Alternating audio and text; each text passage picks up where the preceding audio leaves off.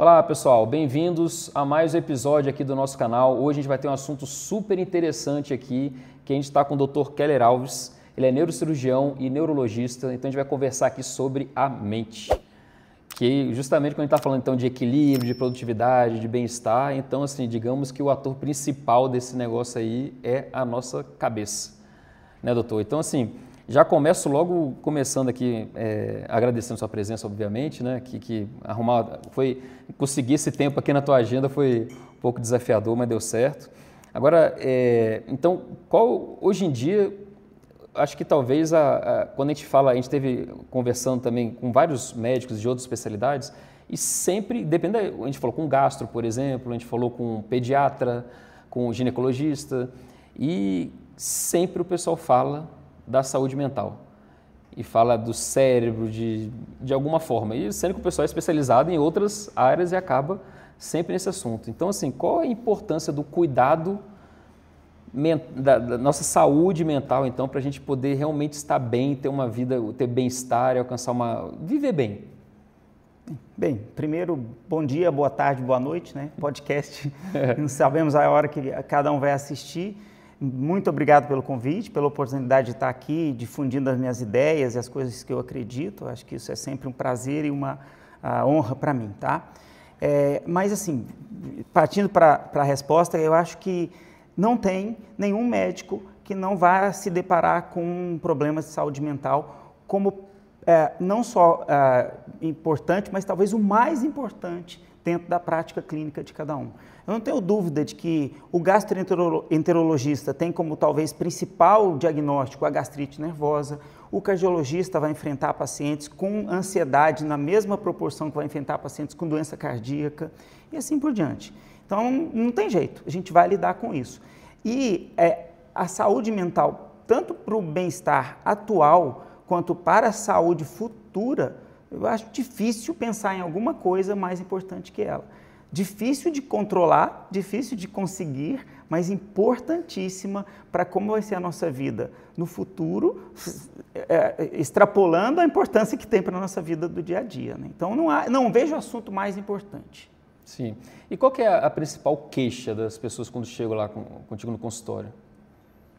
Bem, eu acho que aí a queixa em relação à saúde mental vai estar nichada dependendo da especialidade. Porque o paciente não chega lá para mim com a queixa da ansiedade, ele chega com a queixa da dor de cabeça, que na grande maioria das vezes tem a ansiedade como um dos fatores, às vezes o principal fator predisponente, o principal fator precipitante da dor de cabeça. Eu acho que isso acaba sendo em todas as especialidades. Mas eu diria que hoje, duas coisas que estão muito difundidas na nossa sociedade são a ansiedade, nas suas mais diversas formas, desde um transtorno de pânico, um transtorno de ansiedade generalizado e a depressão. Também nas suas várias formas, desde uma depressão leve, em que a pessoa não apresenta nem sintomas suficientes para um diagnóstico clássico de depressão, mas já apresentam forte desânimo, uma tristeza excessiva, e que são os hallmarks da depressão, né? Mas eu acho que esses dois estão muito difundidos. Tanto que eu acho que o uso de antidepressivos hoje em dia, que é inclusive o tratamento básico tanto para a ansiedade quanto da depressão, é assim, um número impressionante. Não tenho números exatos para te dar, porque provavelmente isso é muito subnotificado, a gente não tem certeza porque é prescrito por todo médico, pelo cardiologista, pelo ginecologista, pelo geriatra, não só pelo neurologista e psiquiatra, mas é um número imenso de pessoas que estão sofrendo com isso hoje em dia, ansiedade e depressão, não tem impressão. Você falou um ponto aí, só para esclarecer, qual que é a diferença então quando que eu devo procurar um neurologista e quando que eu devo procurar um psiquiatra? Bem, a rigor, os transtornos mentais são tratados pelo psiquiatra, tá? Mas primeiro que essa diferença que vem do século passado, agora do século retrasado, né? Século XIX, quando se separou a psiquiatria da neurologia, e a psiquiatria então trata os transtornos mentais, como se a mente fosse uma estrutura fora do corpo e, portanto, separada do que os outros médicos fazem. E o neurologista trataria as doenças do cérebro, as doenças físicas, vamos dizer assim. Só que, à medida em que a gente descobriu que os transtornos mentais têm um substrato anatômico, fisiológico, químico, essa diferença parou de ser significativa. Não tem mais sentido achar que é diferente. E cada vez mais eu acho que a psiquiatria e a neurologia vão se fundindo. porque a gente sabe que existe um distúrbio neuroquímico, anatômico, de funcionamento cerebral, né? Então, não faz tanta diferença mais. Agora, o que acaba acontecendo, na prática eu posso te dizer isso, é que o psiquiatra acaba ficando responsável pelos casos mais graves, né? Porque para ele, um paciente com uma depressão muito leve, que não preenche critérios, ele nem vai acompanhar. Ele está meio habituado a tratar aqueles casos severos, em que a pessoa não sai da cama, não toma banho, e com risco até de hospitalização, tendência suicida, que é o que não acontece na maioria das depressões mais leves, e essas acabam indo até para as outras especialidades. Então, a mesma coisa acontece com as ansiedades, né? Um transtorno do pânico muito grave acaba caindo no psiquiatra. Quando é mais leve, ele vai para o neurologista ou para as outras especialidades também, né? Interessante. E hoje em dia, o pessoal, você vê muito vendendo na internet, inclusive, o pessoal querendo utilizar uma pílula, que tem aquele filme que o cara tomava uma pílula e ficava super produtivo, super focado. Esqueci o nome daquele... Lembra o nome daquele filme? Eu sei. Com Bradley Cooper até. Bradley Cooper. Mas essa pílula que dá aumenta a capacidade cerebral do camarada. Tem também essas histórias de ter que tomar um café, de ter que tomar não sei o quê, de ter que tomar energético, ou tomar remédio e tal, tanto para dormir também quanto para acordar, que o pessoal toma bastante. Então, o pessoal hoje em dia, digamos, tem recorrido muito às drogas, vamos chamar assim, a medicamentos ou coisas parecidas com isso, com químicos, vamos chamar assim, sei lá, com a química, para poder dar uma acelerada na capacidade dele de focar e de estar produtivo, e também remédios para ele relaxar, para poder ficar mais tranquilo. Então, assim, como é que você enxerga isso hoje? Eu sei que, e é legal que a sua abordagem sempre você fala baseada em evidência, né, que é uma pegada que eu gosto, né? Então, e você vê na prática, estudou isso. Então, assim, como é que você, qual a sua opinião então sobre essa abordagem hoje em dia do pessoal ficar recorrendo para essa medicina, para essa química, para acelerar ou para alcançar logo o resultado que ele quer, ou de foco ou de relaxamento? Tá, vamos lá. Então, assim, primeiro respondendo essa questão de acelerar isso. Então, essa droga já existe. São as drogas para o TDAH. São os neuroestimulantes. Os principais hoje no mercado são o metilfenidato, o nome comercial é a Ritalina, e a lisdexanfetamina, que o nome comercial é o Venvance. Então, essas são as drogas que vão acelerar realmente concentração, memória, capacidade de resolução de problemas, raciocínio e assim por diante. O problema que eu vejo no uso delas na pessoa que não tem a necessidade, eu te diria assim, nós temos um nível de funcionamento. Se eu tenho transtorno do déficit de atenção, eu estou abaixo desse nível. Quando eu dou a droga, eu fico normal. Eu não vou sobrecarregar o meu cérebro. Mas quando eu estou no basal já normal e uso, eu estou sobrecarregando, porque eu estou trabalhando acima do que eu deveria. E aí é onde os problemas podem surgir. Tá? Mas isso já existe. Isso existe basicamente por quê? Porque o cérebro, nós temos um balanço de neurotransmissores. O neurotransmissor da calma, da tranquilidade, da serenidade é a serotonina, que é a pílula da felicidade, a base dos antidepressivos. E os neurotransmissores da excitação, da motivação, do trabalho, são principalmente a noradrenalina e a dopamina. E eles estão sempre tendo que se revezar para a gente poder ser produtivo, para a gente depois poder descansar. O normal é que aconteça que antes de uma tarefa que vai exigir esforço físico ou mental, você vai ter um aumento da noradrenalina, que é o correspondente cerebral da adrenalina, e da dopamina. Quando você tem um período de descanso, antes do sono, você vai ter aumento da serotonina, que é o período, que é o do lazer, que é o do final de semana. Então, eles estão sempre ali se revezando.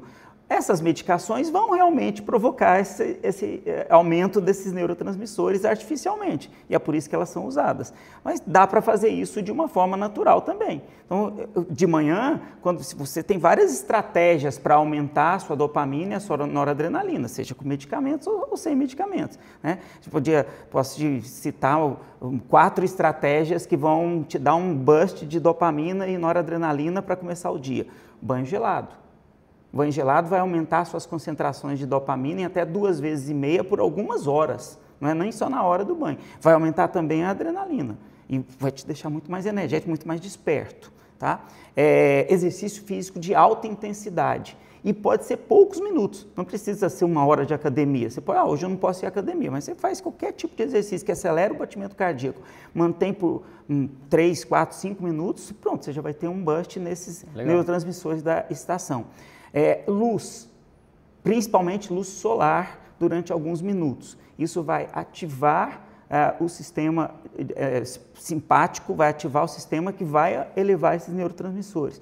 Né? Então, e o que a gente mais usa em toda a civilização ocidental, que é a cafeína. A cafeína também aumenta os níveis de noradrenalina e dopamina, né? De uma forma menos... E isso usando as bebidas que tem cafeína, né? Sem usar a medicação. São maneiras de conseguir um efeito bem intenso, sem precisar fazer uso de uma medicação, que pode ter um monte de outros efeitos colaterais, né? Inclusive esse efeito colateral de desbalancear o sistema. Então, um paciente ansioso que usa essas medicações, ele pode entrar numa crise de pânico, ele pode aumentar muito o estado de ansiedade, pode prejudicar o sono, né? Coisa que não vai acontecer com essas coisas naturais, né? Não medicamentosas, que você pode acrescentar para usar para o seu dia a dia. Então, um negócio que aconteceu comigo, então eu, há 2 anos atrás, no meu aniversário, eu resolvi me dar de presente mais anos de vida. Porque eu falei, a gente sempre deseja isso, né? Saúde e tal. Eu falei, cara, mas é engraçado, óbvio que eu já vi há um tempo pensando sobre isso e mudando algumas coisas na minha vida. Mas o marco foi 2 anos atrás, que eu peguei e pensei, falei, cara, eu vou me dar mais anos de vida. E eu comecei a mudar completamente meu estilo de vida, sabe? De realmente incorporar o exercício físico, alimentação, cuidar bastante de alimentação, comecei a fazer jejum intermitente na minha vida também, não que isso seja a solução, mas ou seja, eu comecei a cuidar e realmente mudou completamente a minha vida para melhor, o bem-estar aumentou pra caramba, muito mais produtivo, eu trabalho hoje em dia, engraçado, eu tenho menos momentos de trabalho, mas os momentos de trabalho que eu tenho, eu sou muito mais produtivo, muito mais qualidade do que eu tinha antigamente. Antigamente, então, eu trabalhava muito mais intensamente e tinha menos resultado. E isso tudo foi mudança do meu estilo de vida. Então, quando você está comentando aí que existe, eu posso tomar remédio, mas eu posso simplesmente mudar algumas coisas, que são estilo de vida, vamos chamar assim. Então, acordar e tomar um banho gelado. Aí eu vou e pego 5 minutos, 10 minutos de sol, faço exercício. É estilo de vida, né? Então, o estilo de vida impacta diretamente na saúde da pessoa, na saúde mental da pessoa, né? Com certeza.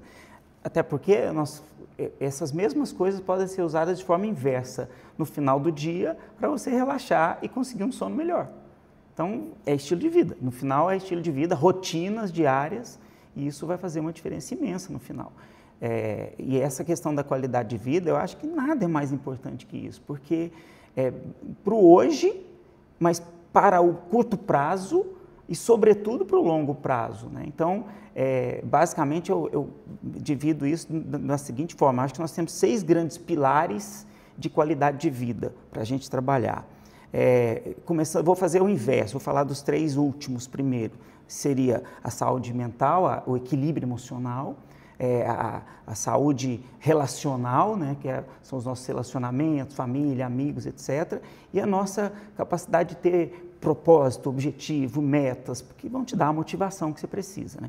Os 3 super importantes, mas muito difíceis de você controlá-los, né? Especialmente a saúde mental, ter equilíbrio emocional nem sempre está só na sua mão. Depende muito até de uma predisposição até genética. Tem gente ansiosa e depressiva que não tem como, ele tem geneticamente um desequilíbrio neuroquímico. E essa questão também da motivação e dos propósitos e tal, não é tão na sua mão. Tem momentos da vida em que isso fica meio de cabeça para baixo mesmo. Ou então fica num determinado momento, enquanto você está ajeitando tudo. Agora, os outros 3 pilares, eu acho que são a grande questão que a gente deveria focar muito mais neles. Que estão ao nosso alcance, porque estão totalmente no nosso alcance, que são sono, exercício, alimentação. Então, essa tríade, eu chamo de tríade do poder, dado a facilidade que nós temos de controlar e a potência que isso tem de trazer bem-estar, trazer saúde e trazer um futuro assim, incomparavelmente melhor. Então, acho que investir nessas 3 coisas que estão totalmente no alcance da gente, então, né? Você vai falar, não, eu não tenho tempo de dormir. Olha, não é verdade. Se você dorme melhor, você vai ser mais eficiente e provavelmente você vai conseguir fazer mais em menos tempo. Sobrou tempo para dormir, né?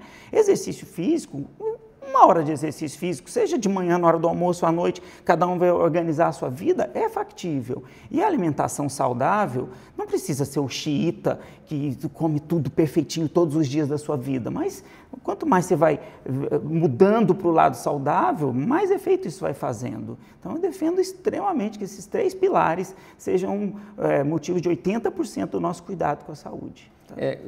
Eu concordo totalmente, né, obviamente. E agora, o problema, eu acho, é a cultura, ou a sociedade, digamos assim. Que nem eu comentando com a minha família principalmente.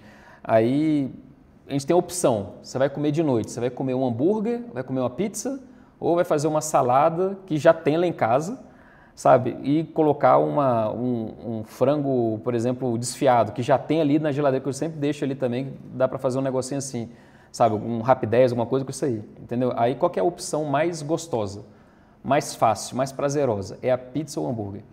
Aí se você fala, não, bora comer isso aqui, não, mas eu quero viver, deixa eu viver. É isso que eu te falo, é o lema, entendeu? É a cultura. Fala, mas na verdade, quando você está priorizando só isso, aí, ou então, ao invés de ir para academia, não, deixa eu viver, eu vou para o bar, eu vou para um boteco, ou qualquer outra coisa que não seja atividade física. Não, deixa eu viver. É o contrário. Não é deixa eu viver, é o contrário, você não está vivendo, você não está diminuindo a sua vida, na verdade, na prática. Isso, na verdade, o que você falou, se você olhar na neurociência, é basicamente uma questão de gratificação imediata e gratificação tardia. Né? Nosso cérebro foi moldado para buscar a gratificação imediata. Então, eu vou sempre, se eu não me policiar racionalmente, porque o racional consegue ver a gratificação tardia, porque eu coloco na balança e falo, não, peraí, se eu fizer isso aqui, eu vou ficar doente e em vez de ser bom, vai ser muito pior. O pior vai ser 10 vezes pior do que o benefício que eu tenho hoje. Mas eu tive que racionalizar. Se eu deixar no piloto automático, eu vou pela gratificação imediata. E eu nunca vou preferir a salada, o peito de frango com alface ou brócolis, em detrimento de uma comida muito mais palatável, com um teor de energia muito maior, imediato ali, vai ser sempre um desastre. Mas isso não é só com a comida, né? É com sono. Não, eu quero assistir esse filme. Depois eu vejo. Eu quero exercício. Não gosto. Dói. É cansativo. Então, é tudo sempre a questão da gratificação imediata e a gratificação tardia. E não só na saúde, né? Com finanças é a mesma coisa. Se eu gastar hoje, eu não poupei e eu comprometi meu futuro. Mas é muito mais... É difícil visualizar isso. E quanto maior o prazo para gratificação tardia, mais difícil visualizar. Mas eu que trabalho com isso, por exemplo, sei o terror que são as doenças que atingem o idoso. E eu sou capaz de qualquer sacrifício para não ter Alzheimer.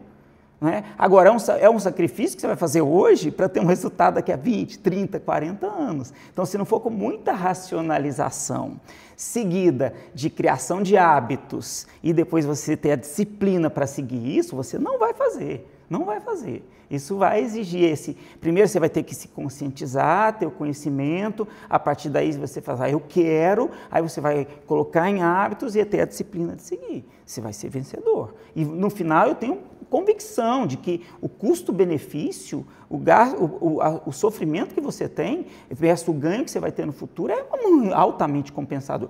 E no fundo, eu acho que não faz nenhum sentido você também comer brócolis com um peito de frango o resto da sua vida sem nunca fazer uma pausa. Não, você vai ter o dia do hambúrguer e até eu garanto, isso está provado. Quando você faz muito de uma coisa repetidas vezes, o prazer daquela coisa, a produção de dopamina que vem pela recompensa vai diminuindo. Se você comer hambúrguer todo dia, seu prazer do segundo, do terceiro, do quarto hambúrguer é cada vez menor. Se você come uma vez na semana, ele vai ser o melhor hambúrguer da sua vida, toda vez que você for comê-lo. Tá? Então, até para isso faz todo sentido você fazer isso. Né? Então, eu vejo que, mas realmente é uma questão de educação e não deixa de ser uma questão de escolha. No final, é sempre questão de escolha, é sempre questão do livre-arbítrio. Você pode escolher o que você quiser. Só acho assim, saiba das consequências. E o meu trabalho é mostrar as consequências. E, se possível, ajudar a pessoa a fazer as melhores escolhas. Né? Ajudar ela a ponderar e tender para o lado... Porque é isso, né? Porque você, como médico, você vê o final da nossa vida, digamos assim, né? Você vê pessoas, homens e mulheres e tal, que como eles chegam no final da vida, muitas vezes estão com Alzheimer e tal, Coisas que ela poderia ter evitado se tivesse uma vida um pouquinho mais regrada, né?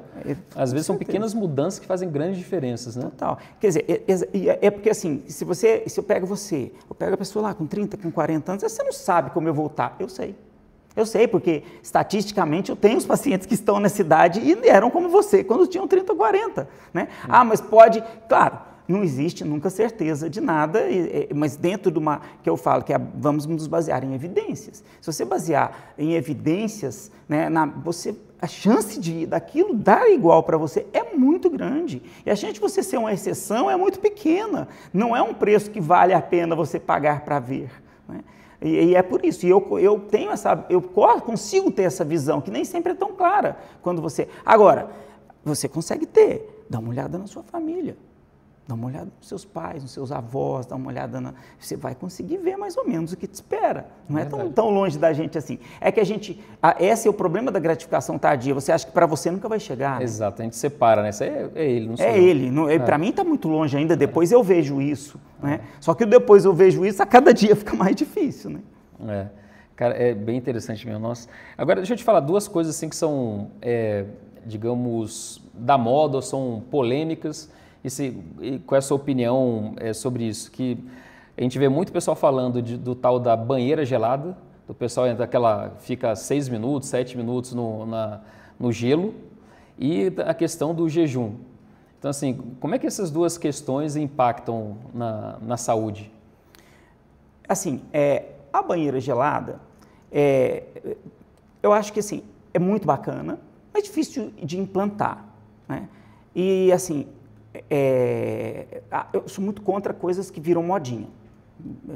Desculpe a minha sinceridade, mas eu acho que... Mas tem efeito? Tem. Mas é aquilo que eu te falei, o banho gelado, começando com 30 segundos, para quem não está acostumado, indo até 3 minutos, vai ter um efeito bastante eficiente, sem você precisar ter nada muito específico. É claro, a banheira gelada com água a 10 graus e um tempo maior vai ter um efeito muito maior no que eu falei. Primeiro que vai aumentar a sua concentração, memória e o raciocínio, a capacidade de raciocínio e tomada de decisões, pelo aumento da noradrenalina e dopamina. Vai aumentar o seu estado de alerta e sua atenção, pelo mesmo motivo. Vai melhorar a sua motivação, tá? Vai melhorar o seu sono à noite. É claro que esse tipo de coisa você vai ter que fazer sempre de manhã, porque aí você vai regular a sua química cerebral para o sono, você vai bloquear totalmente o sono, ativar o alerta, e isso vai ajustar o horário de dormir, vai ajustar o seu ritmo biológico.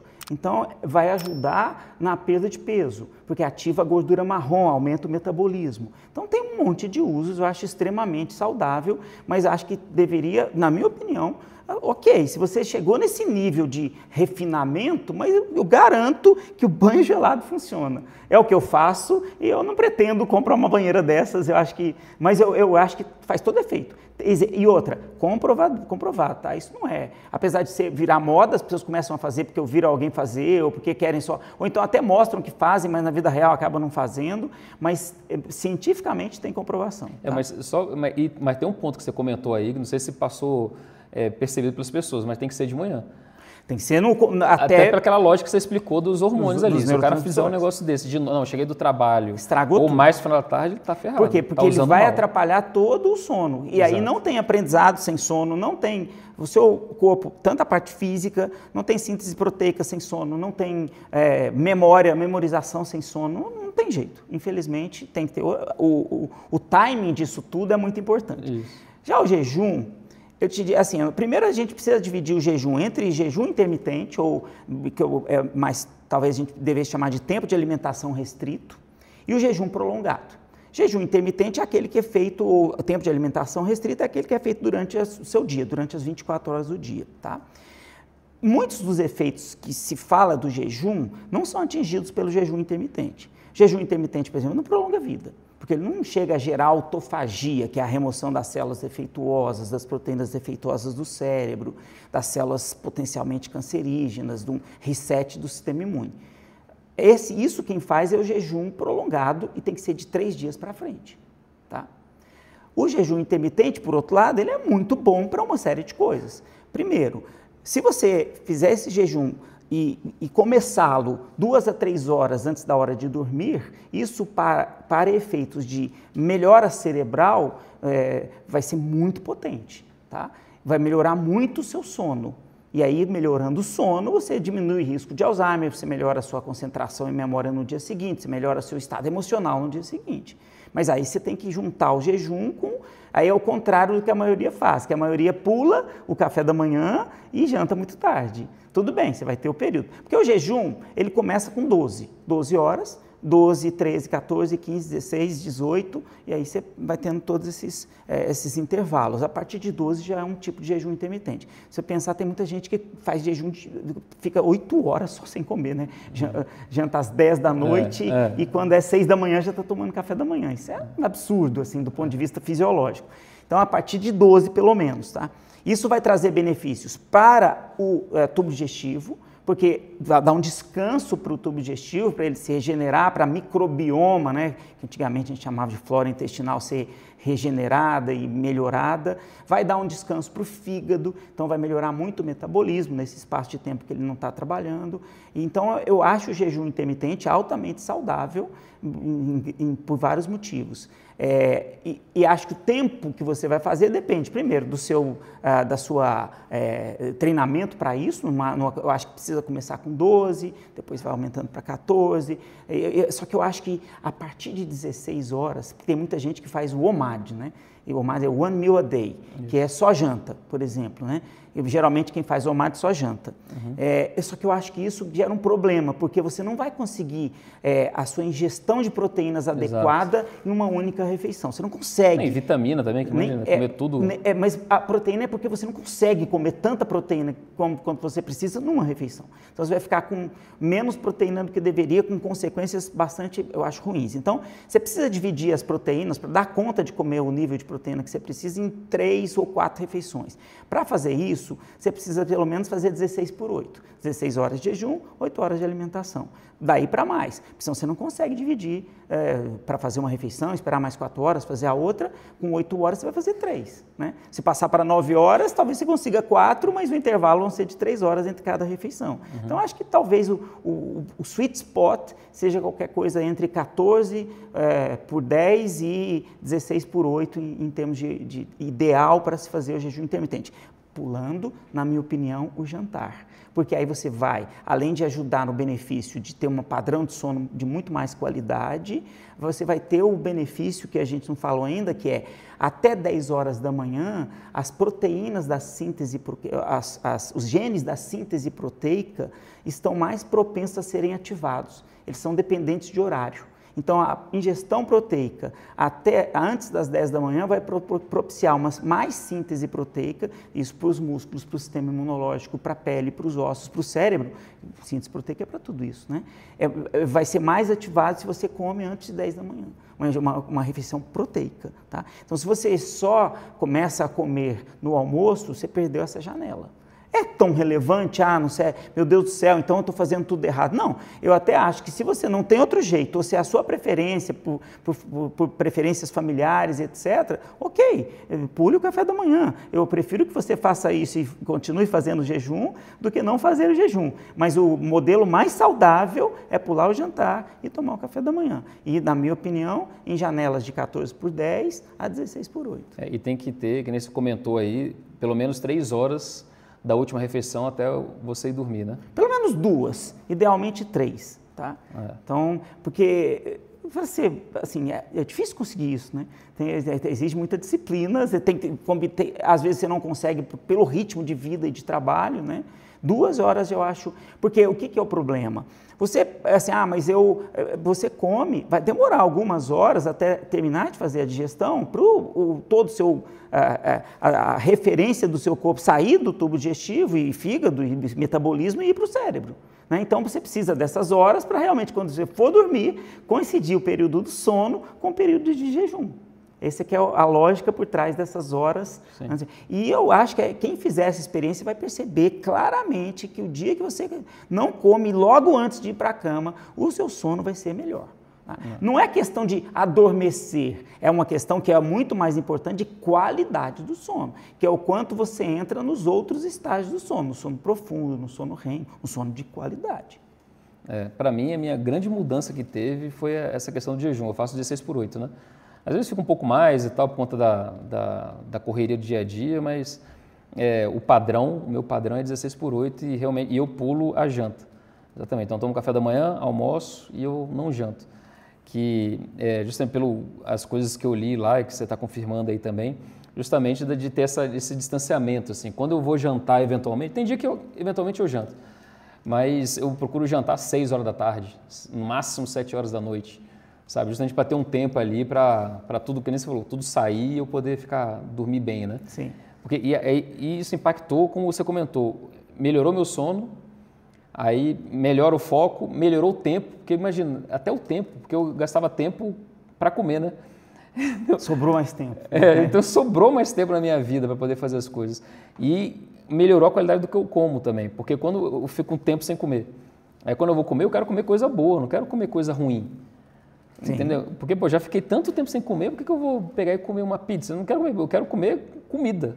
É verdade. De verdade. E aí acaba que a comida começa a ficar mais saborosa também, então você acaba que aproveita mais aquele momento também. Então acaba tendo, para mim, foi um monte de repercussão positiva que foi tendo a partir do jejum. Fiz jejuns maiores assim, para testar como é que era o negócio, mas eu não... E como eu vi também alguns estudos vendo a autofagia, tem que fazer um jejum bem maior para poder realmente ter o obesidade. Eu falei, cara, não é para mim, que aí eu já tenho que ter acompanhamento médico e tal. É melhor ter. Que é mais seguro, né, do que eu querer fazer sozinho, assim, um negócio desse. Eu falei, então vou ficar no 16/8 mesmo.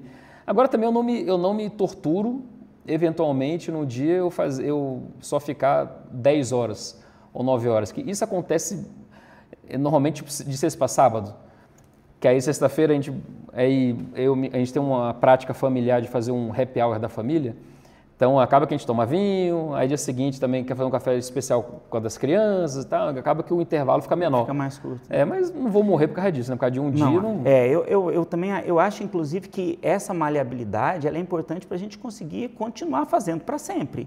Porque se você enrijece demais a sua agenda e fica muito duro com você mesmo, a chance de você desistir vai ficando cada vez maior. Então, ter essa maleabilidade até ajuda nós a entender e a continuar fazendo uma coisa que não é para um tempo, é para sempre. Então não é aquela coisa, eu vou fazer agora, eu vou ficar bom e depois não preciso fazer mais. Não, você vai fazer para sempre. Então entender que você pode fugir, está tudo bem, não é isso que vai determinar o resultado final. Não é a exceção que determina o resultado final, é a rotina. Exatamente. Então, agora, o jejum prolongado, eu acho que são coisas totalmente diferentes. As duas, a gente deveria fazer as duas, tá? E você já está fazendo o intermitente, então você já está bem preparado para daqui a pouco fazer um prolongado de 3 dias e depois até aumentar. Porque, assim, são muitos benefícios totalmente diferentes desses que a gente conversou, tá? Então, para o sistema imunológico, para evitar para o envelhecimento mesmo, para o cérebro principalmente e para eventualmente até anticâncer, né? Então eu acho que a gente... E como fazer isso? Eu acho que, só que eu acho que precisa, eu realmente não aconselharia a pessoa a fazer sem nenhuma supervisão, né? Mas é porque você não precisa fazer. Se você não tem nenhum fator de risco e é exclusivamente por prevenção, 2 vezes por ano, 3 vezes por ano, você vai fazer 3 dias de jejum prolongado. É fácil de encaixar na agenda, não é uma coisa assim, meu Deus. E quem já consegue fazer jejum intermitente, consegue fazer jejum prolongado. Não é tão mais difícil assim. Precisa, como a gente falou, acho que não é tão simples assim. Há alguns riscos maiores, é preciso consultar um médico antes de fazer, né? Mas acho que todo mundo deveria começar a pensar nisso. Tá? Porque, de novo, a questão da cultura, ela acaba levando a pessoa àquela superalimentação, né? Ficar comendo a cada 3 horas, então a pessoa fica o tempo todo ela está comendo. E entre essas refeições de a cada 3 horas, ela está comendo uma balinha, um chiclete. Então, na verdade, ela está o tempo todo assim, se alimentando, né? Ela passa o dia, só não está se alimentando, não está dormindo. É o que a gente falou, chega a um absurdo de ter 8 horas sem comida só, né? A janela sem comer ficou muito curta na vida moderna. Que não é, e se você parar e pensar, nos anos 70, não precisa ir tão longe assim não, coisa de geração dos nossos pais. A comida era café da manhã, almoço, às vezes um lanche da tarde e jantar. Não tinha, né? Se o menino quisesse comer nos intervalos, não está na hora não, menino, espera o almoço. né? Não era comum, só que a gente foi modificando isso até chegar nesse ponto, que é o tempo todo comendo. Tá? E isso gera... E uma coisa, isso eu acho fantástico, porque realmente é muito bom comer com fome. Né? Exatamente. E a gente hoje em dia muitas vezes não come com fome, você come porque está na hora de comer, porque você comeu tanto e tantas vezes que você não consegue ter chegar ao ponto de ter fome. Né? Cara, os meus filhos vão ter que assistir esse podcast aqui, que alguma coisa que eu falo, uma coisa é eu falando, outra coisa é você falando, né? Que é médico e tal, que eu falo exatamente isso para ele. Eu falo, cara, a gente tem que... Quando eu era criança, eu comia café da manhã, almoço e janta. Aí por que vocês têm que ficar comendo toda hora? Não tem, só porque está na moda. E, cara, é complicado, que eu levei na colônia de férias, por exemplo, e eles estão já acostumados também a ter café da manhã, almoço e janta, só. Sabe? Mas, cara, eu fui obrigado a levar comida para eles comerem no intervalo. Sabe? E pior, aí o meu filho ficou constrangido. Ele falou, papai, eu tenho que comer alguma coisa, porque se eu não comer, tipo, brigam comigo, reclamam comigo. Eu falei, olha só, cara. E sendo que... Cultural, né? É cultural. Então, assim, essa questão da alimentação realmente é um... Bom, mas vamos voltar para a questão do cérebro lá. Hoje em dia a gente vê muitas... Eu tenho vários amigos que ou têm filho, tal, ou eles mesmos estão descobrindo que tem TDAH, ou que tem autismo, tem alguma coisa assim, sabe? Essas neurodivergências, né? Que é chamado. Ou então também, vou até colocar também a questão da superdotação. Assim, é impressionante hoje em dia como todo mundo tem um laudo, né, de alguma coisa. Né, assim, sendo positivo ou negativo e tal, mas todo mundo tem um laudo. Antigamente era assim, a gente não sabia, ou realmente aumentou a incidência, a quantidade de pessoas que têm esses laudos? Acho que a gente precisa separar isso aí em categorias, né? Vamos falar primeiro do autismo, tá? O que aconteceu? A última edição do CID, que é o Código Internacional de Doenças, mudou os critérios para o diagnóstico do autismo. Ficou muito mais inclusivo. Então, infelizmente eu acho que isso é um problema e nós vamos ter que lidar com esse problema em algum momento. Muito mais gente cai nos critérios. Então, isso vai aumentar e está aumentando muito o número de pessoas diagnosticadas com autismo. Porque se você modifica os critérios, e esses critérios são mais inclusivos, mais gente vai cair e mais gente vai ser diagnosticada com autismo. Tá? E o grande problema dessas condições todas, do autismo, do TDAH, é que eles são situações dimensionais. O que significa dimensional? Não é como ter uma infecção viral. Ou você está com Covid ou não está. Não existe meio termo, não existe graus, né? No caso do TDAH e do autismo, você tem a pessoa, no caso do TDAH, por exemplo, você tem a pessoa mais concentrada do mundo aqui e o mais desconcentrado de cá. E todo mundo está no meio. Então, qual que é o ponto em que você passa a caracterizar TDAH e qual que é o ponto que é o normal? É muito difícil determinar esse ponto em situações dimensionais, tá? E isso depende, então, dos critérios de diagnóstico que você coloca. Se você amplia muito os critérios, mais gente vai cair no diagnóstico. No caso do autismo, isso eu acho que gera um grande problema, porque o que está acontecendo é que, na minha opinião, e de vários especialistas que estão começando a debater isso, psiquiatras, neurologistas, é que muita gente que tem outras condições que podem simular o autismo estão caindo na categoria do autismo.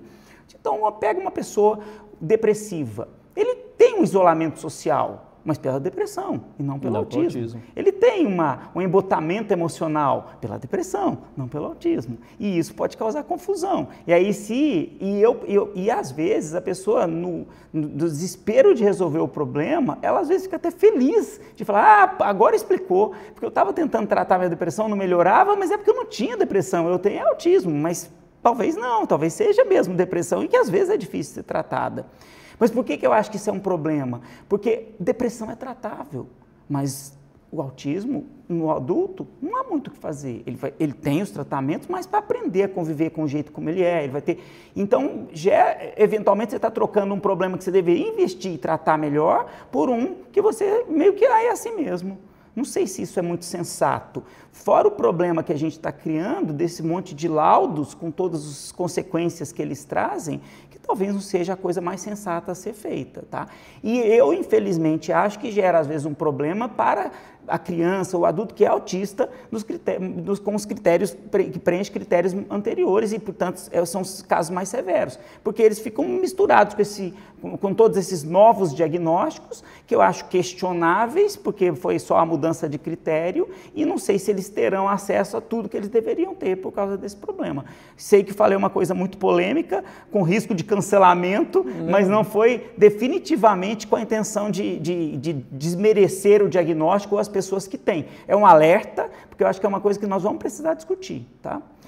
Agora, em relação ao TDAH, aí eu já acho que é diferente. Eu acho que o que acontece é que antigamente nós não tínhamos capacidade de diagnosticar, entre outras coisas, porque não existia tratamento. As medicações não eram disponíveis, os médicos não tinham conhecimento, então aí eu acho que é uma coisa que grande parte dos casos são mesmo portadores de TDAH que não eram diagnosticados porque a medicina não estava com olhos voltados para eles, tá? Então aí... E essa questão das superhabilidades e superdotação também? Aí é uma mudança do que a gente considera inteligência, né? E aí vai também você vai ter que parar e pensar assim, o que você considera inteligência? Porque superdotado em relação a quê? O Neymar com certeza é superdotado em relação ao controle corporal, à coordenação motora, mas não sei se ele é o maior superdotado em termos de inteligência emocional, por algumas atitudes que ele toma.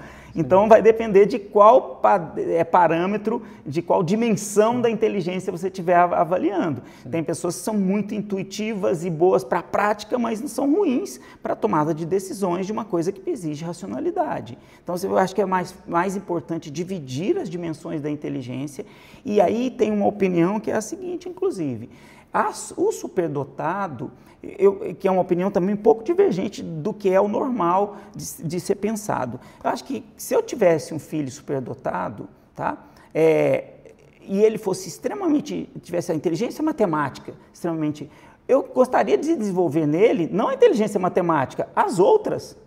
Porque essa ele já está bem. Essa ele já está bem. Mas aí não, você coloca numa escola especial para matemática, no curso de engenharia, e as outras inteligências, a capacidade emocional, de equilíbrio emocional, a capacidade de relacionamento interpessoal, ele vai ficar para trás. E não faz sentido em termos de felicidade e até de sucesso na vida, né? Sim. Porque hoje o sucesso depende dessa... Por isso que o sucesso cada vez mais é a inteligência, voltado...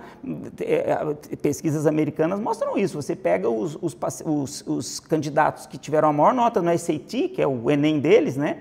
E nem sempre são os que conseguem os melhores, o sucesso profissional, mostrando que não é só essa inteligência do que a gente chama de superdotação hoje, que é a inteligência cognitiva, antigamente chamado de QI, que determina tudo. Tá? Então, acho que é interessante que isso exista, muito legal, mas o enfoque que é dado, eu acho que deveria ser o oposto. Né? Se determinarmos a superdotação, vamos resolver, porque ninguém vai ser superdotado em todas as dimensões da inteligência. Eu acho que isso é impossível.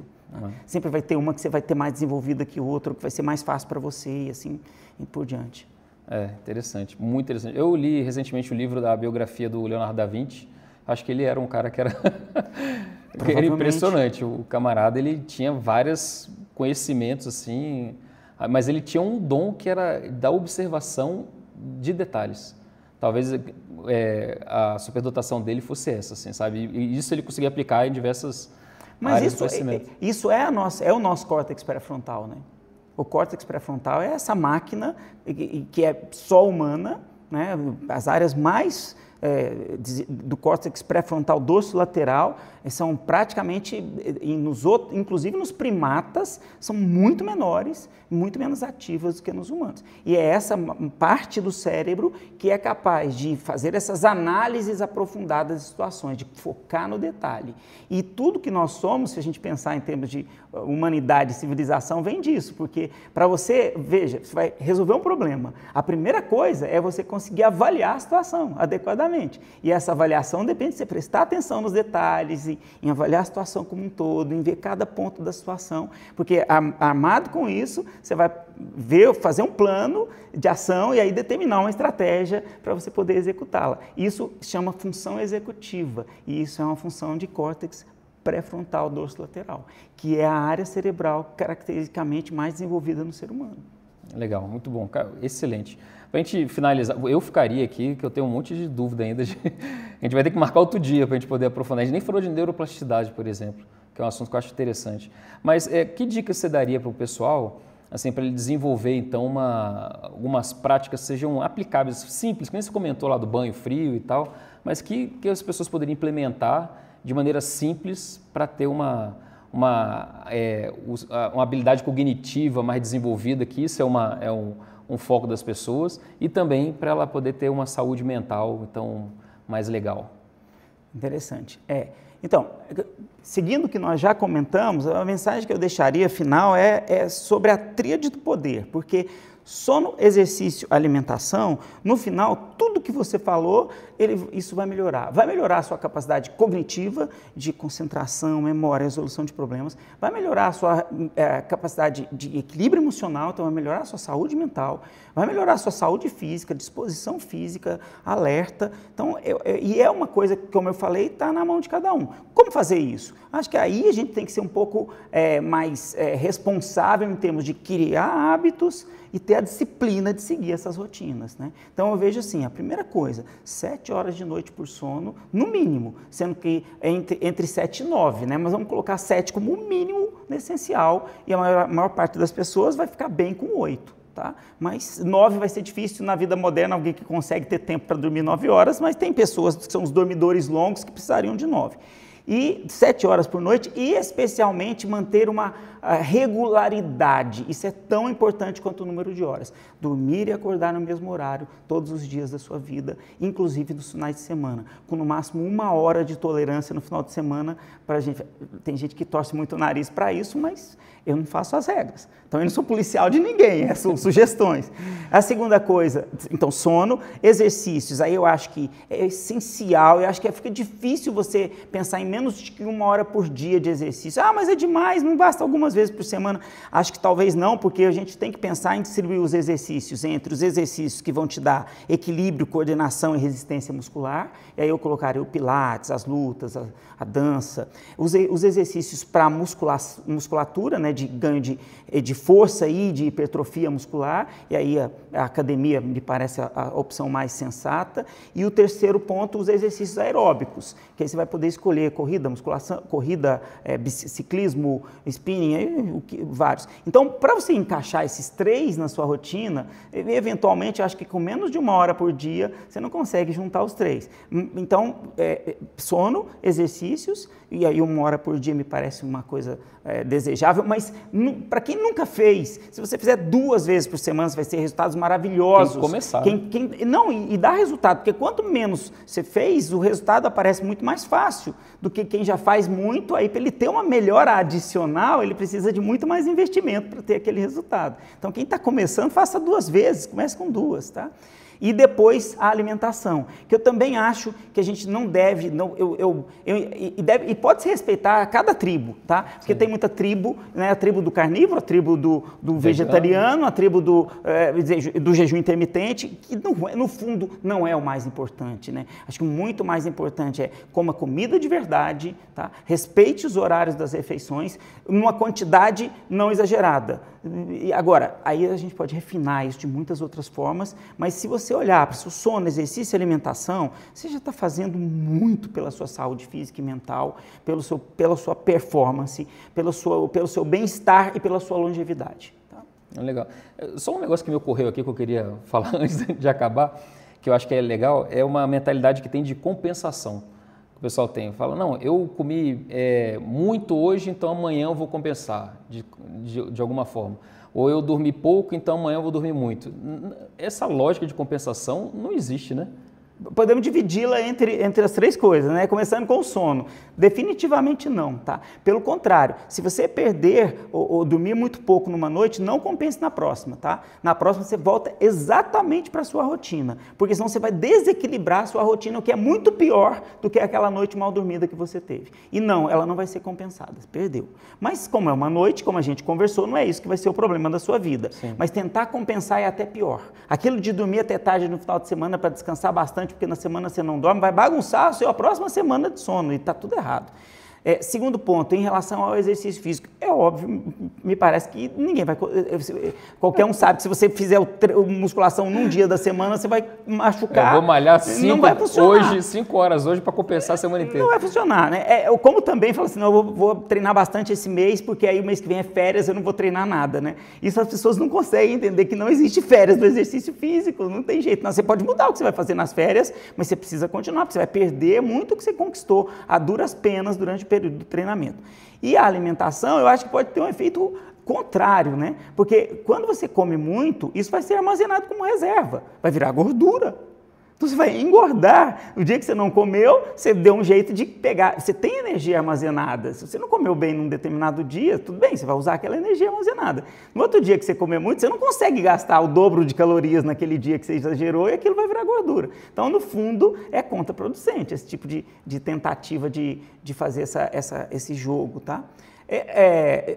Acho que não tem jeito. A gente reclama muito, mas a vida é feita de rotina. O ser humano é um ser que trabalha bem e as rotinas resolvem a nossa vida. E aí você pode quebrá-las eventualmente, mas você tem que voltar para o que é e não com compensação, mas simplesmente voltando para o que você deveria ter feito, está fazendo sempre. Mediania, né? Alcançar o equilíbrio. É verdade. É isso, gente. Se você gostou desse conteúdo, curta, siga o canal e indica para quem você acha que pode se beneficiar desse conteúdo. Dr. Keller, obrigado. Foi excelente. Muito bom. Eu que agradeço. Obrigado a todos. Vamos voltar outro dia. Vamos sim. Obrigado a todos por ouvirem a gente aí. Um grande abraço. Tá? Se cuidem. É isso. Vamos juntos alcançar o reequilíbrio.